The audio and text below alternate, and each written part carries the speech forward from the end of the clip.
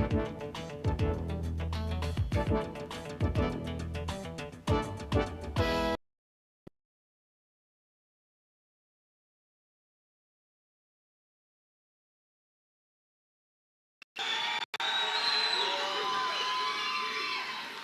just want to, oh, I can't resist. I'm supposed to quit right here. But, oh yes.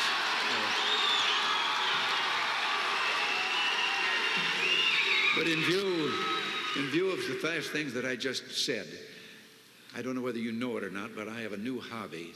I am collecting stories that I can actually prove are told among the Russian people.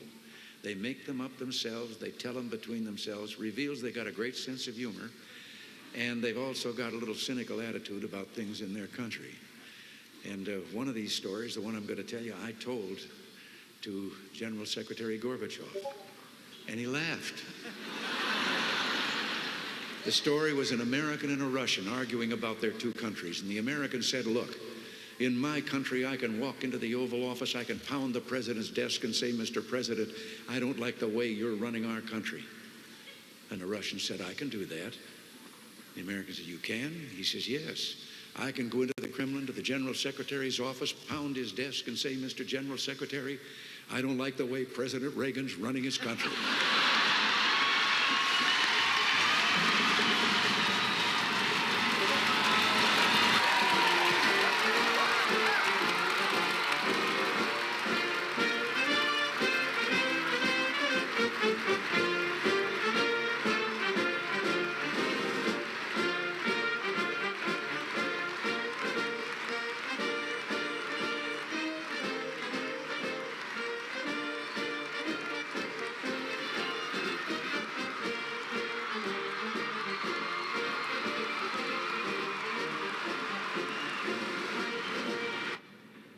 I've been collecting stories, jokes, that I can absolutely establish are told by the people behind the Iron Curtain in the communist bloc, which reveal they've got a great sense of humor, but they've also got a pretty cynical attitude toward their system.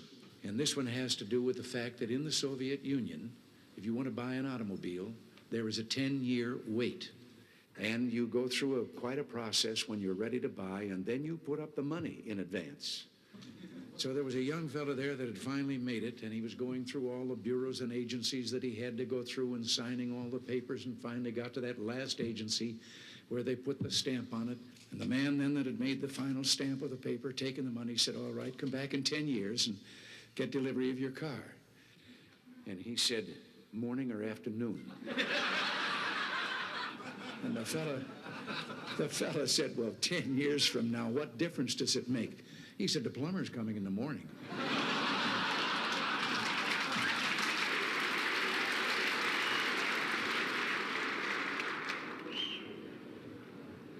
Mr. Speaker, Mr. President, distinguished members of the Congress, honored guests, and fellow citizens. Today marks my first State of the Union address to you, a constitutional duty as old as our republic itself. President Washington began this tradition in 1790 after reminding the nation that the destiny of self-government and the preservation of the sacred fire of liberty is finally staked on the experiment entrusted to the hands of the American people.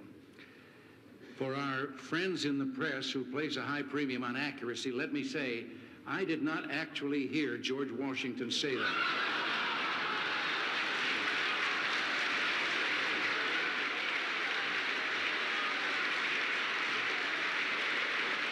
I will not make age an issue of this campaign. I am not going to exploit, for political purposes, my opponent's youth and inexperience.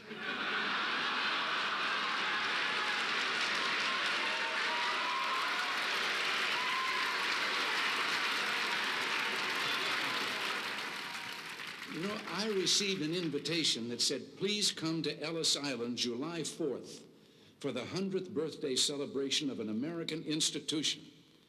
Somebody goofed. My birthday isn't until February. And it really won't be my 100th, although I've been around for a while. I can remember when a hot story broke and the reporters would run in yelling, "Stop the chisels." Now, I know that a lot of you have been having some fun with my advancing years. You even tied my recent surgery to my age.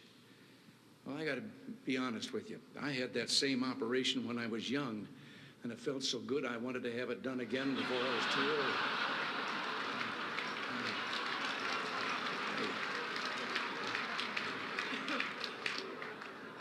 But I am aware of my age.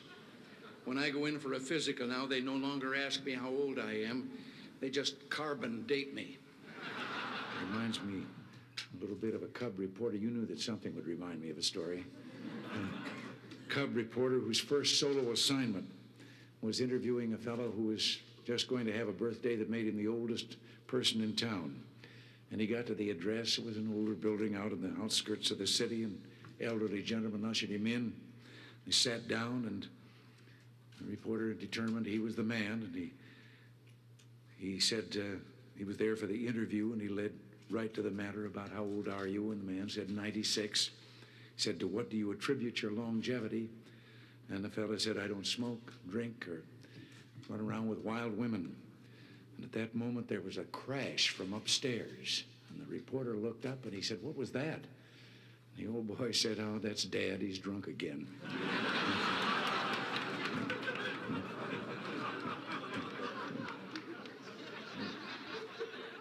I can still remember my first Republican convention. Abraham Lincoln giving a speech that sent tingles down my spine. No, I have to confess, I wasn't actually there. The truth is, way back then, I belonged to the other party.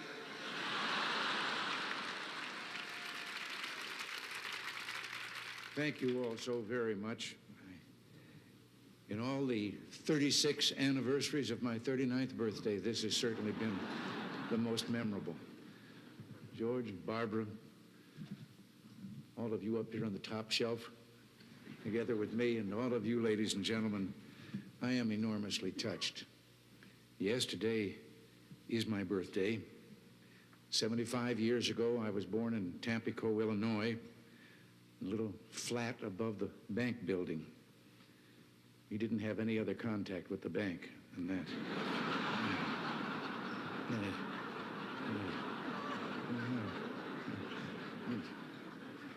Now, here I am, sort of living above the store again.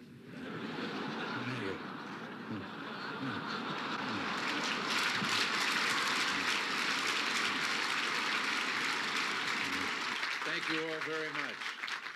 Please be seated and welcome to the White House. I always feel self-conscious when I say that, and I say it every time I'm in here, but somehow technically, and that does kind of explain some of the problems of government, that this old executive office building is part of the White House. I haven't put my clothes in a single closet over here.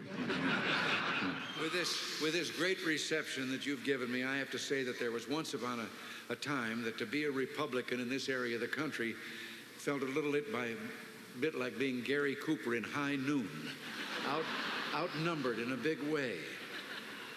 But I remember the story of a fellow who was running for office as a Republican, and he was in a rural area and that wasn't known to be Republican, and he stopped by a farm to do some campaigning. And when the farmer heard he was a Republican, his jaw dropped, and he said, wait right here till I go get Ma. She's never seen a Republican before. So he got her, and the candidate looked around for a podium from which to give his speech, and the only thing he could find was a pile of that stuff that Bess Truman took 35 years trying to get Harry to call fertilizer. So he got up on the mound, and when they came back, he gave his speech. And at the end of it, the farmer said, that's the first time I ever heard a Republican speech. And the candidate said, that's the first time I've ever given a Republican speech from a Democratic platform.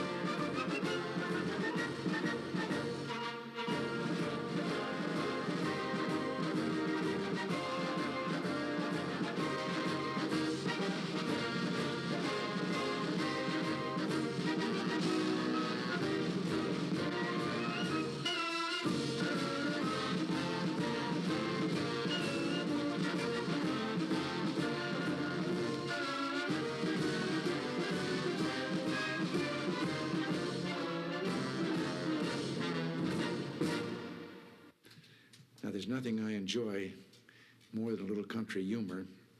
One of the great things about having you here is that I get to tell a farm joke.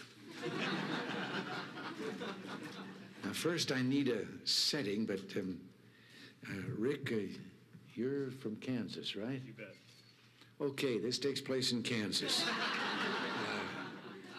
It was an old Kansas farmer there. He had a piece of creek bottom land that had never been developed at all. It was all rocks and brush and all messed up, and he started in on it, clearing it, the underbrush, and hauling away the rocks, then cultivating the soil there, and he planted a garden, everything from vegetables on to corn, and it really became a garden spot, and he was pretty proud of what he'd done. So one Sunday morning in church after the service, he asked the preacher if he wouldn't stop by to have a look. Well, the preacher arrived, and he took one look, and he said, "Oh, this is wonderful." He said, "These are the biggest tomatoes I've ever seen. Praise the Lord." He said, "Those green beans, that squash, those melons," he said, "the Lord really has blessed this place. And look at the height of that corn." He said, "The God has really been good."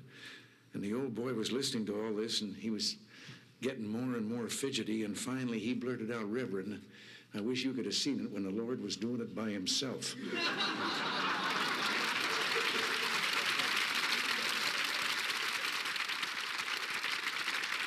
I do understand something about farmers' problems. I remember some years ago when Ezra Taft Benson was the Secretary of Agriculture, and he was out in a time of hardship, meeting with some farmers and hearing some of their problems. In one particular place, there was one man that was really giving them a bad time. His complaints were numerous, and he was going on about them, and finally Ezra turned to a staff member and looked at some notes that were shown him, and then turned back and said, "Well, now, wait a minute. You didn't have things all too bad here. Last year you had 29 inches of rain." And the man said, "Yes, I remember the night it happened." But this is the story of a realtor who was out driving on a back road on his way to look at some property, and suddenly noticed down beside him was a chicken keeping pace with him, and he was doing 60 miles an hour. And suddenly the chicken spurted out ahead of him, and it looked to him as if the chicken had 3 legs. And then it turned and went down a sign road and into a barnyard, and the driver turned down that lane, drove into the barnyard. There was a farmer there, and he asked him, he said, "Did you see a chicken go by here?" And the farmer said, "Yep." He says, "Did it have 3 legs?" And the farmer says, "Yep. I raise them that way. I breed them." He says, "You do?" He said, how come?" "Well," he said, "I just love the drumstick, and Ma always liked the drumstick, and now Junior's come along, and he likes it, and we just got tired of fighting over it. So I've been breeding 3-legged chickens." And the driver said, "Well, how do they taste?" He says, "I don't know. I haven't been able to catch one yet." I feel a little bit here like the man who was the farmer that was driving his horse and wagon to town for a load of grain and had a head-on collision with an automobile. He was lying there seriously injured. Even some of them were permanent disabilities. And later followed the usual legal procedures with the insurance company and all, and he was on the stand, and a lawyer said to him, "While you were lying there at the scene of the accident, didn't someone come up to you and ask you how you were feeling, and didn't you answer that you never felt better in your life?" Well, he said, yes, I guess I remember that happening. Well, later on redirect, another lawyer was asking the question, and he said, "What were the circumstances when you gave that answer as to how you felt?" Well, he said, "I was lying there," and he said, "a car came up and a deputy sheriff got out. He said, my horse was neighing with pain and kicking. He had 2 broken legs. The deputy sheriff put the gun in his ear and put the horse out of his misery. He said, my dog had a broken back and was whining with pain, and he went over, did the same thing, put there and shot him. And then he came over to me and said, now, how are you feeling?" It seems that 25 of San Francisco's top bootleggers, this is a little story to illustrate what I've just said about candor. They were arrested back there in those days of the Volstead Act. And as they were being arraigned, the judge asked the usual question, of course, about their occupation. And the first 24 were all engaged in the same professional activity. each claimed he was a realtor. And then he got to the last one, the 25th, and says, "And what are you?" He asked the last prisoner, and the fellow says, "Your Honor, I'm a bootlegger." And the judge was surprised, but he laughed, and he said, "Well, how's business?" He said, "It'd be a lot better if there weren't so many realtors around." It reminds me a little bit of a story, and I hope I haven't told you this story before. But if I have, you got to remember that life not only begins at 40, but so does the tendency to start telling stories over and over again. And if I've told this story to you before, just be kind. Remember that when you pass 40, you begin to have a tendency toward lumbago and telling the same story over and over again. You know, I like to tell a story. If you've heard it before, if I've told it before, just remember that after age 40, you have a tendency to tell the same stories over and over again. Because you've got to remember that life not only begins at 40, but so does lumbago and the tendency to repeat the same story.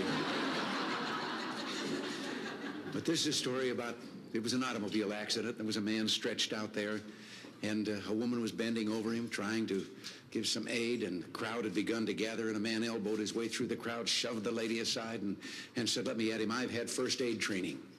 And she meekly stepped back, and he went to work with all the things that he'd learned. And then at one point, she tapped him on the shoulder and said, "When you come to that part about calling the doctor, I'm right here." It's about a businessman who, just down at the entrance of his building, there was an elderly lady selling pretzels, and every day he'd go by and he'd put a quarter down and never take a pretzel. Go on in. He was being very charitable, and this went on for some time. And he came along one day, put down his quarter, and she took him by the arm. And he looked at her and he said, "Oh, you probably want to know why for this full year I've been leaving 25 cents on the plate and not taking a pretzel." And she said, "No, I just wanted to tell you that pretzels are 35 cents now." This fellow was so successful that he was opening a branch office, and he decided to order a floral decoration for the occasion. When he got to the opening, he was shocked to see that the inscription on the floral flowers read, "Rest in peace." And on his way home, he stopped at the flower shop to register a complaint.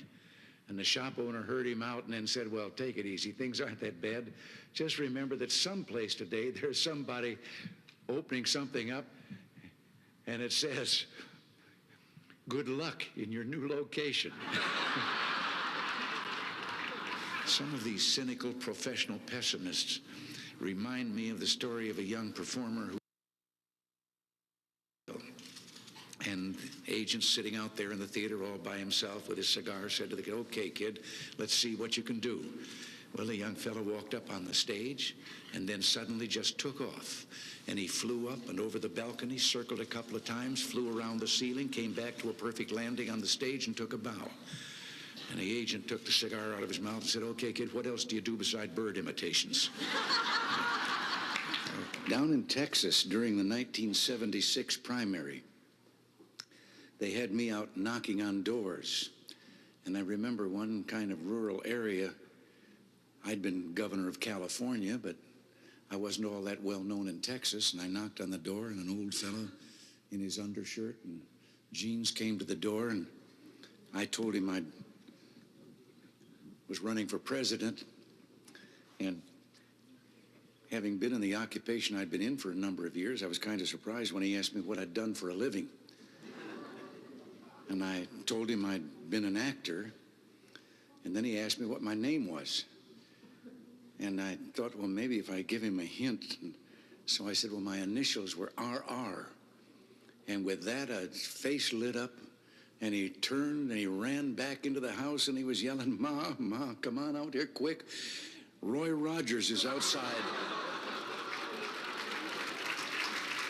I'm mindful, too, that bringing things to a good conclusion is always a tricky business. You were told that I was a sports announcer, WHO Des Moines. Well, back in those days, the great evangelist Amy Semple McPherson was making a tour of the country holding revival meetings, and one of them in Des Moines. Now, the station thought it would be a good idea, an enterprising public relations man, to interview Amy Semple McPherson. But why they picked a sports announcer to interview that noted evangelist, I'll never know. But there we stood in the studio, and I asked her several what I thought were appropriate questions, and then she answered graciously, but then went into a very fervent plea about the success of her meeting. And I sat down until suddenly I heard her saying goodnight to our radio audience, and I looked up at the clock, and there were only 4 minutes to go. Well, I didn't know enough about Amy Semple McPherson that I could fill 4 minutes. So I got up, and in those days of radio and disc jockeys and so forth, I started thanking the noted evangelist Amy Semple McPherson and so forth, but I did like this, which means get a record ready. And the fellow out in the control room through the window reached out. There was always records around there for such contingencies, and picked one up and put it on the table. And I said, ladies and gentlemen, we conclude this broadcast by the noted evangelist Amy Semple McPherson with a brief interlude of transcribed music. I expected nothing less than the Ave Maria. The Mills Brothers started singing Minnie the Moocher's Wedding Day.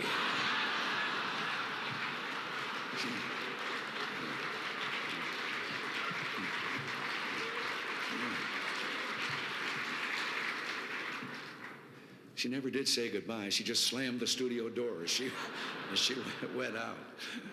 I also feel a certain kinship with those of you who are members of the clergy. Now, this is a comparison that isn't always made, but politicians and clergy do have a lot in common.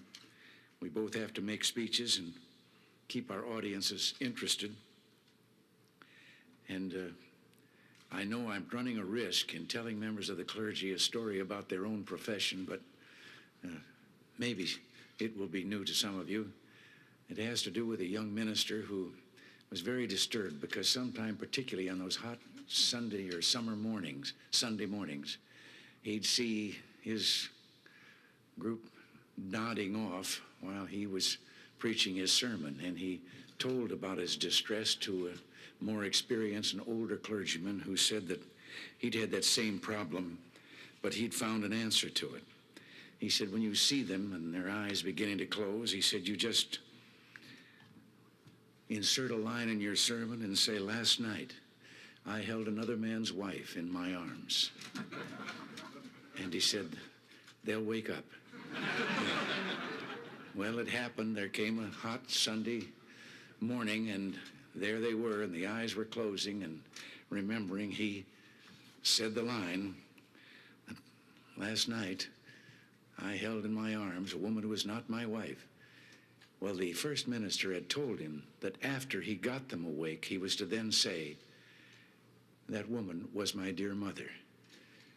And this young fellow said the line and then said, I can't remember who she was. Fellow fell off a cliff, and as he was falling, grabbed a limb sticking out the side of the cliff and looked down 300 feet to the canyon floor below, and then looked up and said, Lord, if there's anyone up there, give me faith. Tell me what to do. And a voice from the heavens said, if you have faith, let go. He looked down at the canyon floor and then took another look up and says, is there anyone else up there? Now that I'm approaching the end of my presidency, I have to be careful about these waves of good feeling and where they might carry me. That's why I keep reminding myself of a trip that Nancy and I made to Ireland. We were in Cashel Rock, where St. Patrick is supposed to have raised the first cross in Ireland. And a young Irish guide was showing us through the ruins of the old cathedral where that took place. And then he took us through the ancient cemetery, and we came to one huge tombstone there. And the inscription on that tombstone was, remember me as you pass by, for as you are, so once was I. And as I am, you too will be, so be content to follow me. And that had proven too much for some Irishmen who had scratched underneath the inscription on the stone. To follow you, I am content. I wish I knew which way you went. I have to pause for a second. I've already told this to some of you, but to tell the rest, because I know that Father Hesburgh is here in the room someplace from Notre Dame. Back in the days of the great Knut Rockne, when Notre Dame was the giant of the football world. And I told this one, Bill, you'll have to hear it again. I told it in the car. There was a great football coach named Knute Rockne at Notre Dame University. And he had a turnout of so many men that he knew he would have to dismiss many of them before long. And he decided to kind of accelerate this selection system. So he got a soccer ball and he gathered them around. And he said, now, this is a soccer ball. And he said, just to kind of get started, and he said, I want you to remember, football is a game that takes courage. He said, I'm going to divide you up into two groups. And then we'll put the ball down between you, and the idea will be to kick the ball, to try and kick it over the other fella's goal line. Now, he said, in the course of this, remember, you may have to kick a few shins. But he said, remember, football is a game of courage.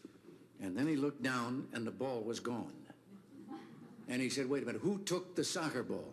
And the littlest guy in the front rank on one side said, never mind the ball rock, when do we start kicking? You know, a favorite story of mine, I always remember one of the favorite stories, which puts me in mind of another story. It reminds me a little bit of the story of the man that took his young son-in-law out and was going to introduce him to golf and told him all that he had to do and teed up the ball, and the kid took a swing and he missed the golf ball entirely but hit a ant's nest there and into the air, and so lined up and took a crack at it and again hit another gouge out of the ant's nest, and now there were ants flying all the way through the air, and as he lined up for the third try, two ants peeked out of the crater that he'd left, and one of them said, if we want to survive this, we better get on the ball. But I've always thought of the importance of communication and how much a part it plays in what you and I, what all of us are trying to do. And one day, a former place kicker with the Los Angeles Rams, who later became a sports announcer, Danny Villanueva, told me about communications. He said he'd been having dinner over at the home of a young ball player with the Dodgers. The young wife was bustling about getting the dinner ready. They were talking sports, and the baby started to cry. And over her shoulder, his busy wife said to the ball player, change the baby. And he was a young fella, and he was embarrassed in front of Danny, and he said, what do you mean, change the baby? I'm a ball player. That's not my line of work. And she turned around, put her hands on her hips, and she communicated. She said, look, Buster, you lay the diaper out like a diamond. You put second base on home plate. You put the baby's bottom on the pitcher's mound. You hook up first and third, slide home underneath, and if it starts to rain, the game ain't called. You start all over.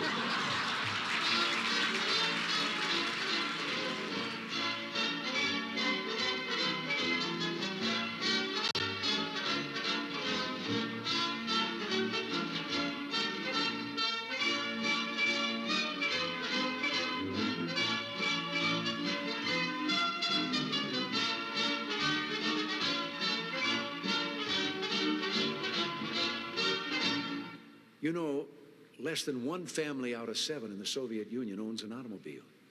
Most of the automobiles are driven by the bureaucrats. The government furnishes them and drivers and so forth. So an order went out one day to the police that anyone caught speeding, anyone, no matter who, gets a ticket. Well, Gorbachev came out of his country home, his dacha. He was late getting to the Kremlin. There was his limousine and driver waiting. He told the driver to get in the back seat, he'd drive, and down the road he went. They passed 2 motorcycle cops. One took out after him. And pretty soon he's back with his buddy, and his buddy says, well, did you give him a ticket? And he said, no. Well, he said, why not? Oh, he said, too important. Well, he said, we're told to give anybody a ticket, no matter who it is. Oh, he said, no, this one was too, I could. Well, he said, who was it? He said, I couldn't recognize him, but his driver was Gorbachev. One of the more recent ones that I heard was about the man walking along the street at night, Moscow. Soviet soldier called to him to halt. He started to run. The soldier shot him. And another man said, why did you do that? Well, he said, curfew. Well, he said, it isn't curfew yet. He said, I know. He's a friend of mine. I know where he lives. He couldn't have made it. I heard one about a fellow who went to the KGB to report that he lost his parrot. The KGB asked him why he was bothering them. Why didn't he just report it to the local police? Well, he answered, I just want you to know that I don't agree with a thing my parrot has to say. which makes me think of a story. Everything makes me think of a story. About 3 dogs, an American dog and a Polish dog and a Russian dog. They were all having a visit, and the American dog was telling them about how things were in this country. He said, you know, you bark, and you bark long enough, and then somebody comes along and gives you some meat. And the Polish dog said, what's meat? The Russian dog says, what's bark?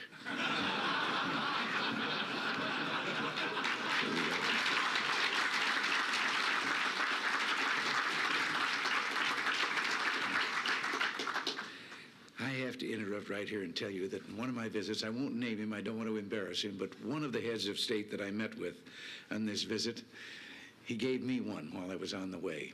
Told me the story about the 2 fellows in the Soviet Union that were walking down the street, and the one of them says, have we really achieved full communism?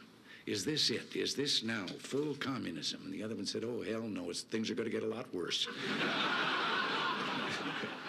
Nancy, would you like to join me up here please?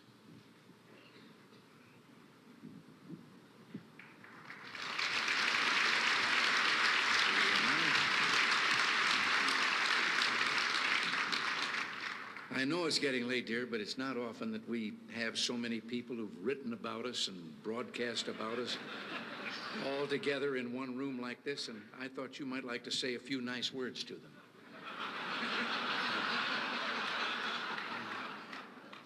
They're all from the press and radio and television. Maybe just a friendly little greeting would do.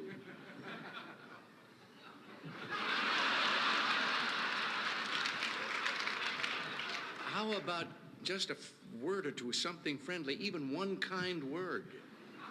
I'm thinking. Seriously, my friends, as always, we've had our share of laughs tonight at one another's expense, which is as it should be in a city where the issues are important and the passions run so deep. Maybe the fun and good nature of evenings like this is a good place to start. So thank you for your hospitality, and thank you for inviting us. Thank you. All right.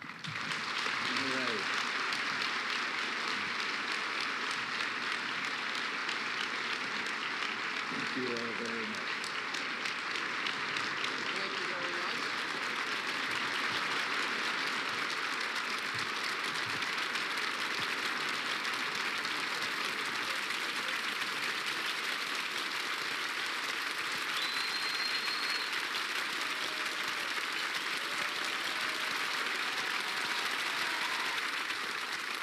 There aren't any words that can properly tell you how bittersweet these days are, and the things that we would like to say to all of you. You know, I keep remembering back, and not too far, when someplace along the line there would always be a picture of a president standing in the Oval Office, looking out the window, usually the picture from behind, and he's standing there, and then his words are quoted as a tag for that picture about, this is the loneliest place, and what a lonely, and so forth. I don't know about them. I haven't been lonely 1 minute.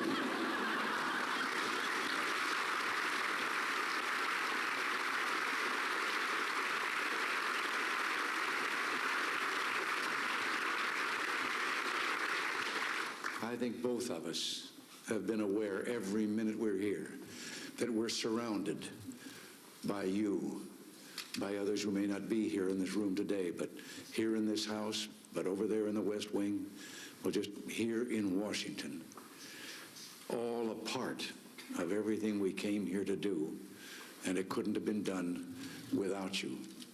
And we've all shared, and I like to think maybe it's kind of close to what happened 200 years ago. We were all revolutionaries, and the revolution has been a success. But there just aren't enough words to thank you for all that you've meant to all of us, and how hard it is to say goodbye to all of you.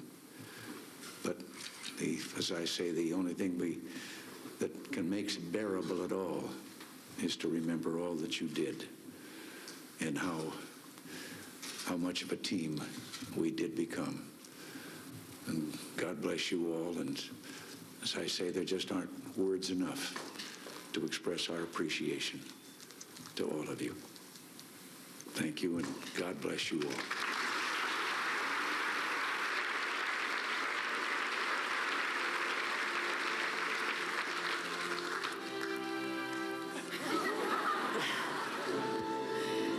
Elaine said I should say something, but I'll never get through it. See?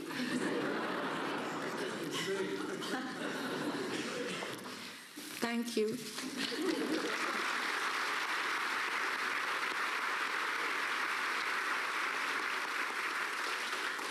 I think the band was going to play something. And if we're